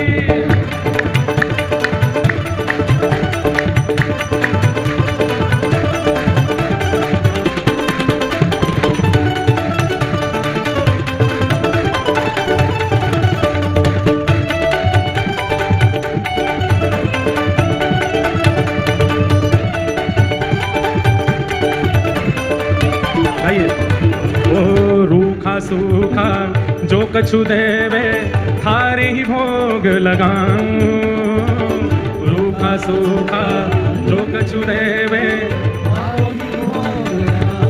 हाँ मैं तो थारो ही भोग लगाऊं, मैं तो ओ खीर परस या छाछ राबड़ी, खीर परस या ओ खीर परस या छाछ राबड़ी, खीर परस या मैं सबई प्रेम से पाऊं, हाँ पाऊं। मारा गिरधर लाल थारो नचायो नाचू रे, मारा गिरधर लाल हे मारा गिरधर लाल थारो नचायो नाचू रे, मारा। इस भाव की ये पंक्ति मुझे सबसे ज्यादा प्रिय है और यही भक्ति का स्वरूप है। क्या? ओ घर का प्राणी कहाँ ना माने, मन मन खुशी मनाऊं, घर का प्राणी कहाँ ना माने, मन मन खुशी, ओ मैं तो मन मन खुशी मनाऊं, मैं तो ओ थारे इस मंगल विधान में, थारे इस मंगल विधान, ओ थारे इस मंगल विधान में मैं काहे टांग अड़ाऊं, मारा गिरधर लाल थारो नचायो नाचू रे, मारा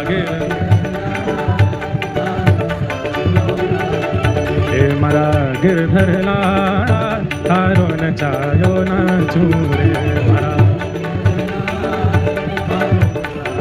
और ओ जो तू ठोकर मार गिरावे लकड़ी जो गिर जाऊं, जो तू ठोकर मार गिरावे लकड़ी जो गिर जाऊं, मतलब लकड़ी जब गिरती है तो एक बार भी सहारा, हम गिरते हैं तो एक बार हाथ का सहारा कैसे भी लगाते तो हैं कि बच जाएं, पर लकड़ी जब गिरती है तो सीधी गिरती है, सहारा नहीं लेते। हे नाथ, यदि आप मुझे गिराओ तो मैं गिरने को भी तैयार हूं, पर जो तू माथे ऊपर बिठावे, जो तू माथे ओ जो तू माथे ऊपर बिठावे, मैं तो भी ना शर्माऊं। हम मारा गिरधरला हारो नचायो ना चूरे, मारा आइए हे मारा नटराजा हारो नचायो ना चूरे।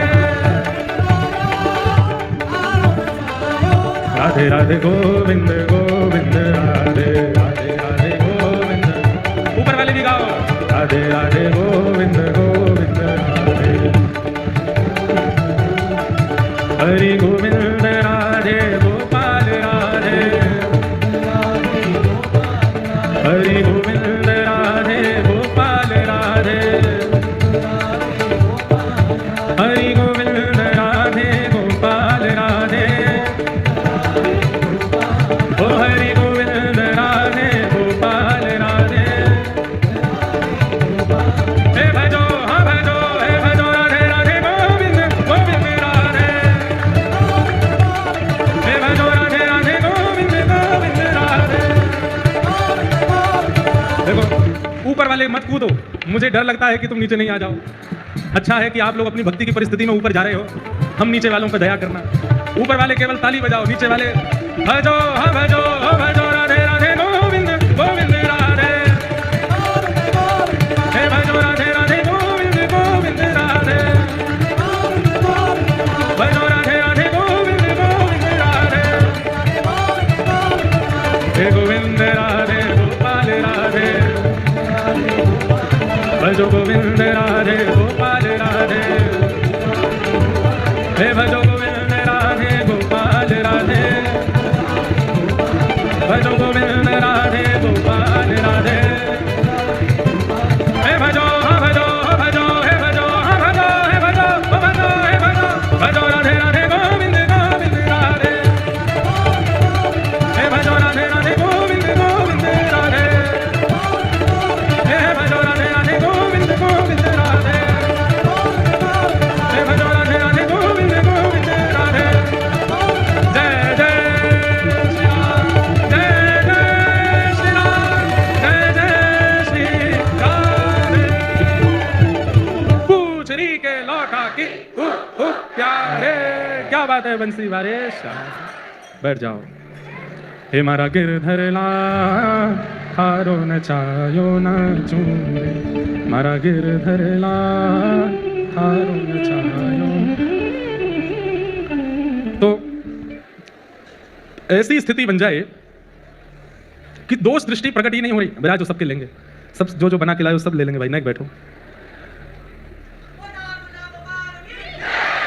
यम प्रव्रजन्तमनुपेतुमपेत कृत्यम, द्वैपायनो विरह कातर्या जुहाव, पुत्रेति तन्मयतया तरवोऽभिनेदु, तम सर्वभूत हृदयं मुनिमानतोऽस्मि। कल हम लोगों ने भागवत जी का मंगलाचरण सुना, तत्पश्चात 88,000 सौनकादि ऋषि बैठे हैं और सूत जी महाराज से उन्होंने 6 प्रश्न किए हैं। और ये 6 प्रश्न कौन कौन से हैं, ध्यान से सुनना। किम श्रेय शास्त्र सारः का स्वावतार प्रयोजनम, किम कर्म के अवतारश्च धर्मः कम शरणं गतः।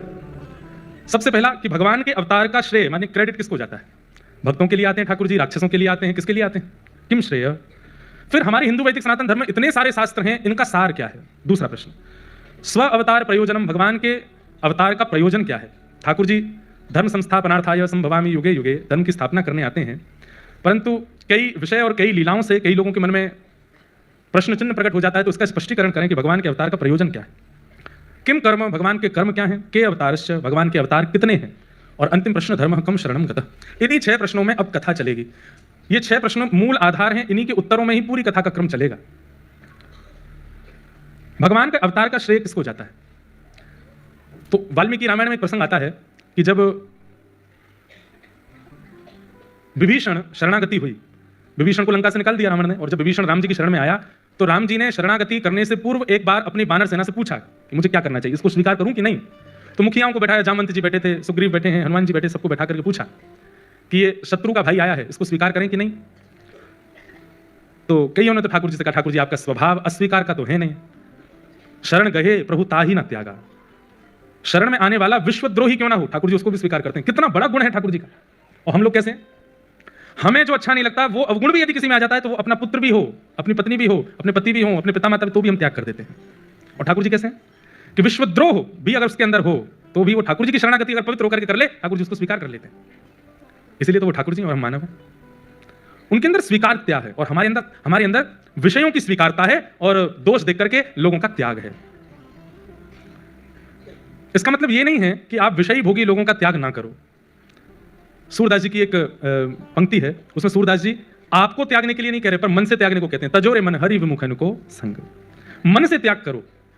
कई बार कई संबंध ऐसे होते हैं जिनका हम शरीर से त्याग नहीं कर सकते, पर मन में उनको स्थान मत दो, मन में योग्य नहीं है आने लायक, इतना तो कर सकते हैं। तो जब विभीषण जी आए तो भगवान ने सबसे पूछा, तो सुग्रीव ने मना किया कि प्रभु शत्रु का भाई है, इसको स्वीकार नहीं करना चाहिए। तो सुग्रीव की बात पर कई वानरों ने बल दिया कि नहीं, सुग्रीव सही कह रहे हैं नाथ, हम इतने आगे तक आ चुके हैं, अब लंका पहुंचने की देर और सीता जी को बस प्राप्त करने की देर है, और ऐसी स्थिति में विभीषण को स्वीकार करना कहीं ऐसा ना हो कि कोई विघ्न आ जाए, मत स्वीकार करो। सबकी बात सुनकर के ठाकुर जी ने कहा ठीक है, उठ करके गए और विभीषण को हृदय से लगाया, तिलक कर दिया, स्वीकार कर लिया। तो ये बात सुग्रीव को अच्छी नहीं लगी और कहते हैं कि सुग्रीव ने उस समय मन बना लिया और मन में सोचने लगा, अब ये अकेले सीता जी को ले आवे, मैं तो इनका साथ नहीं दूंगा। जब हमारी बात माननी नहीं थी तो पूछा क्यों? तो ठाकुर जी तो मन की बात जानते हैं। तुरंत सुग्रीव को बुला करके भगवान बोले, क्या सोच रहे हो मन में? सुग्रीव बोले नहीं कुछ नहीं। बोले हमने, तुम क्या सोचते हो, हमको पता नहीं। लेकिन सुग्रीव हम तुमको एक बात स्पष्ट कर दें। बोले क्या? तुम्हें क्या लगता है हम रावण से युद्ध करने के लिए यहां आए हैं? जितनी देर में लक्ष्मण जी अपनी पलक झपकाते हैं ना, इससे भी कम समय में वैकुंठ में बैठे बैठे रावण का वध कर सकता हूं मैं। और वध तो बाद की बात, अगर मैं ना चाहूं तो रावण का जन्म ही नहीं होगा। मैं चाहता हूं इसीलिए सब हो रहा है। तो ये मत सोचो कि तुम्हारा संग मिलेगा, वानर सेना मिलेगी, तुम लोग आओगे तो ही रावण मरेगा। ये सब तो लीला तुम लोगों को सुख देने के लिए कर रहा हूं। मेरी इच्छा हो जाए तो रावण का जन्म ही नहीं होगा। इसलिए तुम ये विचार मत करो कि मैं अकेले सीता जी को, अब भी तुम सब तो महाभारत के प्रसंग में भी यही आता है कि अर्जुन को अपने गांडीव धनुष का बहुत अभिमान हो गया। तो उस समय बर्बरी, जिन्हें हम लोग आज कलिकाल में श्री खाटू श्याम जी के रूप में पूछते हैं, जब उन्होंने ये उद्घोषणा कर दी कि महाभारत युद्ध का सबसे बड़ा योद्धा कौन, तो भीम अपनी छाती चौड़ा के खड़े हो गए, मेरा नाम बोलेंगे। युधिष्ठिर बोले नाम तो मेरा ही बोला जाएगा। अर्जुन ने अपना धनुष आगे कर दिया कि ये दिखेगा तो ये मेरी तरफ बोलेंगे। दूर खड़े थे ठाकुर जी, बर्बरी बोले महाभारत युद्ध के सबसे बड़े योद्धा कृष्ण। तो उस समय परिहास करने लगे पांडव और हंसते हुए बोले, बर्बरी जिसने शस्त्र भी नहीं उठाया पूरे महाभारत में, तुम कह रहे हो सबसे बड़ा योद्धा वो? जिन्होंने केवल भोजन पानी किया है, शयन किया है, थोड़ा बहुत रथ चलाया, तुम कह रहे हो सबसे बड़े योद्धा वो? हमें लगता है तुम्हें दिखाई नहीं दिया। बोले इसीलिए तो कह रहा हूं सबसे बड़े योद्धा वो जिन्होंने बिना शस्त्र की पूरी सेना मार दी। अरे अर्जुन, अरे युधिष्ठिर, वास्तव में तो जब कौरव कृष्ण के विपक्ष में खड़े हुए, मृत्यु तो तभी हो गई थी उन लोगों की। तो भगवान के विपक्ष में खड़ा हो जाए, मृत्यु तो उसी समय है, लेकिन श्रेय तुम लोगों को मिल जाए। इसलिए केवल उनके प्राण तो निकल चुके हैं, बस उन कठपुतली की तरह घूम रहे थे, तुम्हारे बाण लगने से श्रेय तुमको मिल रहा था। तो इसको मैंने मारा, उसको मैंने मारा, उसको मैंने मारा, मर तो वो पहले गए थे। तो ठाकुर जी राक्षसों के वध के लिए नहीं आते। अब मेरा मुंबई में घर है, वैसे नहीं है, बोल रहा हूं, मान लो मेरा मुंबई में घर है। अब मैं जब कभी भी मुंबई आता हूं, काम से आया अपने रिकॉर्डिंग के लिए, आज हमारे म्यूजिक वाले जो सारे संगीत करते हैं वो भी बैठे हैं, मीर देसाई जी यहाँ बैठे हैं, सारे जो भी आपने संगीत सुना, ये यही एक बार खड़े तो हो जाओ। और हमारे सिद्धार्थ जी भी बैठे हैं। अभी एक सुंदर भाव आया था, रघुवर कोमल कमल नयन को पहनाओ जयमाला, वो दोनों के ही भाव से आया। हमारे आज नवदीप जी भी यहाँ बैठे हैं, मेरो मन वृंदावन में अटक्यो, वो भजन इन्होंने ही लिखा है। मोहित जी भी आए हैं। मोहित जी आए कहाँ हैं? अच्छा, उनकी बहन आई हैं। तो ये सब आज हमारे संगीत के सब हमारे मित्रगण भी आए हैं, सब जो मुंबई में, सारे संगीत मुंबई में ही होता है, आप लोगों को पता भी नहीं चलती, हम रात में आके गा के चले जाते हैं। तो आता तो रहता हूं मैं। अब मान लीजिए कि मैं आया तो अपने काम से, लेकिन मैंने सोचा कि घर बंद पड़ा है, थोड़ा साफ सफाई कर चलें। आया तो मैं अपने मित्रों से मिलने के लिए, लेकिन लगे हाथ सोचा जो गंदगी है उसको भी साफ करें। ऐसे ही ठाकुर जी का, आते तो वो हम भक्तों के लिए हैं, पर विचार करते हैं कि रावण कंस आदि जैसी गंदगियां हैं, इनको भी साफ करते चलो। उनके लिए ठाकुर जी आते हैं, ये विशेष बात नहीं है, उन्हीं के लिए ठाकुर जी नहीं आते। एक प्रसंग सुना है। एक बार नारद जी महाराज भगवान की दिनचर्या देखने के लिए गए, भागवत जी में प्रसंग आता है। और नारद जी जब ठाकुर जी की दिनचर्या देखने के लिए गए तो सुबह सुबह पहुंचे। सब लोग देखो, इधर देखो, ध्यान से सुनो, बहुत अच्छा प्रसंग है। सुबह सुबह नारद जी पहुंचे तो ठाकुर जी कहीं जा रहे थे, नारद जी आ रहे थे। तो नारद जी ने कहा, ठाकुर जी प्रणाम, दंडवत साष्टांग किया, बैठो बैठो, आता हूँ। ठाकुर जी चले गए। नारद जी अंदर गए तो लक्ष्मी जी ने बैठाया, आसन दिया, आइए विराजिए, कुछ भोजन प्रसाद बाल भोग करेंगे, नाश्ता पूछा। नारद जी बोले नहीं सब ठीक है, ये ठाकुर जी कहाँ गए सुबह सुबह? तो लक्ष्मी जी बोली ये रोज जाते हैं, सुबह उठते ही चले जाते हैं, कहाँ जाते हैं ये मुझे नहीं पता, सुबह उठते ही स्नान ध्यान करके चले जाते हैं। तो नारद जी हमारे जो हैं, जैसे हमारी जीवन के स्क्रिप्ट राइटर ठाकुर जी हैं, ऐसे ठाकुर जी की लीला के स्क्रिप्ट राइटर नारद जी हैं। कई बार कई लीलाएं तो नारद जी की वजह से होती है ठाकुर जी के जीवन में। तो नारद जी बोले अच्छा कैसी गृहिणी हो आप कि आपके पतिदेव सुबह सुबह कहीं जाते और आपको पता ही नहीं है? ठीक है, अब वो तो परमात्मा है, अपनी इच्छा ना जाने क्या क्या उनकी लीलाएं हैं, हमने कभी विचार भी नहीं किया। नहीं नहीं गलत कर रही हो आप, यहाँ आपका पातिव्रत धर्म नष्ट हो रहा है, आपके पतिदेव सुबह सुबह उठ करके कहीं जा रहे हैं और आप देखती तक नहीं हो उनकी ओर। तो लक्ष्मी जी के मन में शंका आ गई। शंका उत्पन्न करने वाले भी कई लोग होते, कई लोगों में शंका होती नहीं है, शक होता नहीं, पर कई लोग करवा देते हैं। अच्छे रूप में हो तो कोई बात नहीं है, बुरे रूप में नहीं होना चाहिए। नारद जी महाराज ने शंका उत्पन्न करा दी। बोले क्या करूं मैं, आप बताओ। बोले कुछ नहीं, कल जब सुबह जाएं तो पीछे पीछे जाना, आप देखना कहाँ जाते हैं और थोड़ा पता तो लगाओ, बाकी आगे का हम देख लेंगे, सब क्या करना है। तो सुबह सुबह ठाकुर जी उठ करके स्नान ध्यान करके नित्य के भांति निकले, पीछे पीछे लक्ष्मी जी छुप छुप के जा रही हैं, देखूं कहाँ जाते हैं। तभी वैकुंठ में कहीं जाकर के ठाकुर जी एक द्वार जैसा था उसके अंदर प्रवेश कर गए, भीतर से द्वार बंद कर लिया। लक्ष्मी जी बाहर तक देखे आए, लौट करके आई, नारद जी से बोला मैंने देख लिया, कहाँ गए? बोले कहाँ गए? बोले यहाँ से ऐसे ऐसे जाके इधर उधर जाके वहाँ एक द्वार है, उसके अंदर प्रवेश कर गए। देखो दिगंबरा हमारे नासिक दत्त धाम के पूज्य गुरु जी पधारे हैं, बहुत बहुत प्रणाम, अभिनंदन। तो क्या बता रहा था मैं? तो एक द्वार में प्रवेश कर गए, तो लक्ष्मी जी ने आकर के नारद जी को बताया, बोले कि एक द्वार के भीतर प्रवेश कर गए थे। तो द्वार के अंदर क्या है? बोले हमने उसके आगे नहीं देखा, आपने इतना ही देखा। कैसी पत्नी हो आप, केवल मार्ग देख के आगे? अरे भीतर तो देखना था, क्या है? बोले आपने कहा था आगे का आप संभाल लोगे, आप ही देखो। तो लक्ष्मी जी नारद जी दोनों गए और वो जो द्वार जहां था उसके पास एक पेड़ के पीछे छुप के खड़े हो गए। ठाकुर जी 2-2.5 घंटा लगा करके बढ़िया प्रेम से और भीतर से निकले बड़े हंसते हुए, प्रसन्न मुद्रा, बिल्कुल जैसे बस नृत्य करने की देर है, इतनी प्रसन्न मुद्रा में ठाकुर जी निकले और निकलते हुए चले गए। नारद जी बोले इतने प्रसन्न आपसे मिलके हुए कभी? तो लक्ष्मी जी बोली नहीं प्रसन्न तो रहते हैं, आप ऐसा क्यों कह रहे हैं? बोले नहीं देख रहे हो ये प्रसन्नता कुछ और है। लक्ष्मी जी बोली आप ऐसे नहीं कहो, चलो ना भीतर देखते हैं क्या है। ठाकुर जी जब चले गए वहां से, तो नारद जी लक्ष्मी जी के साथ उस द्वार के भीतर प्रवेश किए। भीतर जाकर के देखा तो एक बहुत सुंदर सा एक भवन, बहुत सुंदर आंगन, बड़ी सुंदर सुगंधी आ रही है, बहुत सुंदर सूर्य की किरण भीतर पड़ रही है, अद्भुत मतलब सात्विक वातावरण भीतर। और वहां एक आसन लगा हुआ था। आसन के पास जाकर के देखा तो प्रसन्न हुए, ठाकुर जी का होगा। उस आसन के सामने एक चौकी थी, उस चौकी के ऊपर एक सिंहासन था, वो सिंहासन एक कपड़े से ढका हुआ था। नारद जी बोले सिंहासन क्या है और ये ढका हुआ क्यों है? लक्ष्मी जी बोली आप देखो ना, आपने कहा था कहीं ऐसी कोई चीज ना हो कि हम देख लें ठाकुर जी नाराज ही हो जाएं, आप देखो। तो नारद जी महाराज ने जैसे ही वो वस्त्र हटाया, देख करके लक्ष्मी जी और नारद जी दोनों के नेत्र चकित रह गए। कैसे? वो एक आसन था और उस आसन में 4 खाने बने हुए थे। खाने समझते हैं? 4 ब्लॉक्स थे, जैसे आपके 3 ब्लॉक हैं, ऐसे 4 खाने थे। एक खाने में लिखा था सतयुग, एक खाने पर लिखा था त्रेता, द्वापर और कलयुग। और उन चारों खानों में उस युग के जो भक्त हैं उनकी छोटी छोटी प्रतिमाएं रखी थी, उन पर तिलक चढ़ा हुआ था, पुष्प अर्पित हुए थे, उनको तिलक चंदन आदि, मतलब सतयुग के भक्तों के स्वरूप, त्रेता के भक्तों के स्वरूप, द्वापर के भक्तों के स्वरूप, कलयुग के भक्तों के सबके स्वरूप रखे और ठाकुर जी उनकी आराधना करके गए।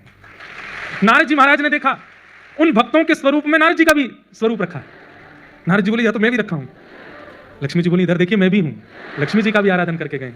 वहां पर मीराबाई का भी स्वरूप है, गोस्वामी तुलसीदास जी का भी स्वरूप है, हमारे श्री तुकाराम जी महाराज का, ज्ञानेश्वर माउली का, सबके स्वरूप विराजमान। और ठाकुर जी उनको प्रणाम कर रहे थे। देख करके नारद जी के नेत्र सजल हो गए। बोले कैसे भक्त वत्सल हैं ठाकुर जी, पूरा विश्व इनको वंदन करता है और वो अपने प्रत्येक भक्त का वंदन करते हैं। मेरा सुमिरन हरि करें, ध्यान से सुनिएगा, मेरा सुमिरन हरि करें। भक्ति की पराकाष्ठा क्या है? भक्ति की पराकाष्ठा क्या है? मैं हरि का सुमिरन करूं ये प्रारंभ है, पर एक स्थिति ऐसी आ जाए कि मेरा सुमिरन हरि करें, मैं पावा विश्राम, मैं आराम करूं, मेरा सुमिरन ठाकुर जी कर रहे हैं। ठाकुर जी आराधन करते हैं, अपने भक्तों को पूजते हैं, अपने भक्तों को वंदन करते हैं। सोचो आप जैसे नहलाते हो, आप जैसे वस्त्र पहनाते हो, जैसे भोग वैसे ही वैकुंठ में, जरूरी नहीं आपकी करते होंगे, पर जो भक्त श्रेणी होगा। हाँ, मुझे कुछ अपने वृंदावन के और हमारे ब्रजमंडल के कुछ ऐसे रसिक जन दिख रहे हैं अभी भी, जिनके स्वरूप की आराधना ठाकुर जी करते होंगे, वो हैं उस लायक। ठाकुर जी इत्र लगाते होंगे, ठाकुर जी पोशाक पहनाते होंगे, और सही बताऊं तो ठाकुर जी जैसी आराधना करते हैं वैसे ही फिर वो लोग हमको यहाँ दिखाई देते हैं, वैसे ही उनका स्वरूप दिखने लगता है। अब रसिक संत जनों को आप देखो, मैं कहा करता हूं, उनके वस्त्र 200-300 रुपए के वस्त्र पहनते हैं, मुख पर कोई क्रीम पाउडर लगाते नहीं है, सामान्य सा उनका वेशभूषा स्वरूप रहता है, फिर भी उनके प्रति इतना आकर्षण क्यों है? क्योंकि ठाकुर जी उनके निश्चित स्वरूप की सेवा करते होंगे। ठाकुर जी भक्त अधीन है, तो भक्तों के लिए ठाकुर जी पृथ्वी पर आए हैं। आगे यहाँ सूत जी महाराज ने अनेक विषय कहते हुए भगवान के अनेक अवतारों का वर्णन किया और श्रीमद् भागवत की रचना का भाव बताया।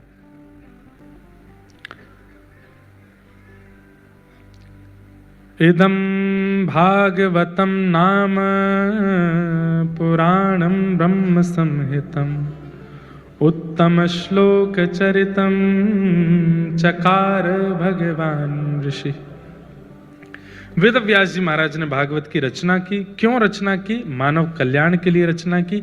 आदि आदि विषय बहुत विस्तृत रूप से बताया गया। नारद जी महाराज ने भागवत की रचना करवाने में वेद व्यास जी का सहयोग किया।